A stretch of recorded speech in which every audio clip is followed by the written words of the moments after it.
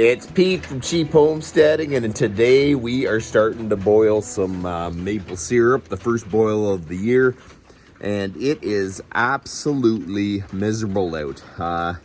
It's raining all day and it's cold, and I really haven't cut enough wood, so I'm going to be out in the rain cutting a little more wood just to finish this boil up. And there's a little bit of a catastrophe happen. Well, not a catastrophe, but I could have done without it. My quick tank stand, I guess I didn't put enough nails in it or whatever, and it came down. I'm just thankful that I didn't lose all the sap. So we're going to try to get the sap out of that cube. And I've been boiling. I started boiling last night. It was kind of hard to film in the dark, so I didn't. And so my first tank is 3/4 empty.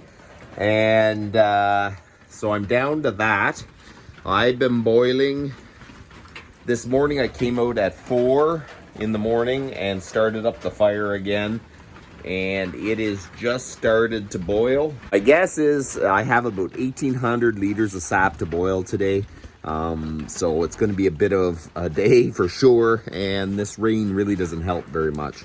So I'm going to give you guys a very quick tour of the sugar shack and how my homemade evaporator works. I've used it for a few years, so there's quite a few videos on that, but I'll just give you a quick view. So basically I have two 3x7 pans. So most of the boiling happens in this pan. This pan preheats it, and then the smoke goes out the chimney. My tank is above the pan, so when I refill the sap, I just open the tap and it pours in. It's a very simple system. So basically we just keep boiling it, and we use this skimmer, and you want to take this foam off the top, which is basically protein, the best I know anyways, from the sap. You want to clean it off, and the dirt kind of gets caught in it, so you kind of do want to skim it as you boil. I'm going to throw a little more wood in to keep the fire going. I just cut logs to about 4-foot lengths and I throw them in, and it saves a lot of work cutting it up and piling it, and it seems to give you a long fire exposure to the pan, at least 4 feet long.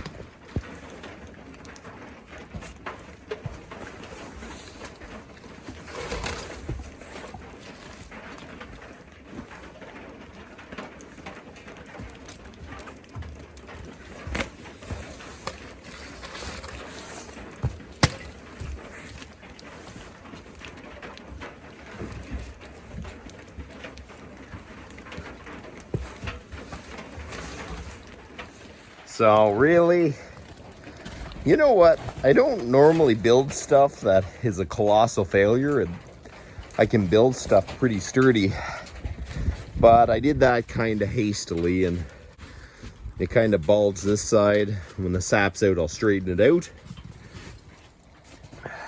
But I think what I'm going to do is build a nice sturdy bench for both tanks.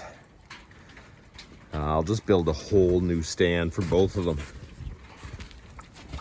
Anyways, it is really starting to boil now. There is lots of steam coming out of the windows. You know, the object of the whole thing is to keep the fire as hot as possible. So what I do is every so often I throw one log in. If you throw a bunch of logs, you kind of shield the heat from the pan. The object is to actually keep the pan boiling. So every so often I throw one log in, and then that log kind of catches and it keeps going, and then I put another one in. If you throw too many in, it slows it down. It's kind of trial and error. You learn from your mistakes. I've had years where we're boiling at midnight the next night, and it's like, that is not fun. It just becomes, especially the older you get, you really don't want to be doing that. The longest period of time that you actually can keep it boiling, the better. It will get rid of the most moisture as long as you can keep it boiling. So that is the object. Your end goal is keeping it boiling the longest. So it is 9 o'clock and we are still boiling. This is close to the last pan before the maple syrup is finished. when the sugar content goes up, it's harder and harder to boil. I have a little bit left in the back pan. So as soon as this pan boils down a little bit, I can actually get it fully in this pan. It is just starting to boil again. I see some bubbling. So hopefully it's not much longer. That's kind of the problem when you boil a big boil like this. Sometimes it ends up going late before you can finish it.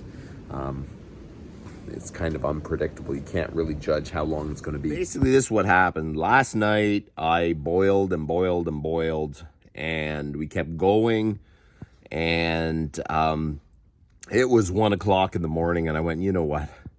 I cannot keep going. This is like crazy. So what I did was I shut down the pan. I threw a bunch of water underneath it. I knew that most of it would dry out by morning, and I could just restart it and keep going. And I come back this morning, and I guess there was enough heat or whatever, and it evaporated. So the center of the pan got burnt. This is the first time that I have kind of burnt maple syrup. It's kind of frustrating. It really is. You do all that work. I'm going to show you. It looks worse than it is because the pan wasn't quite level. So there's a big pile of maple syrup at the front. I think we can save it. So you're going to see me trying to save my maple syrup anyways. So I'll show you.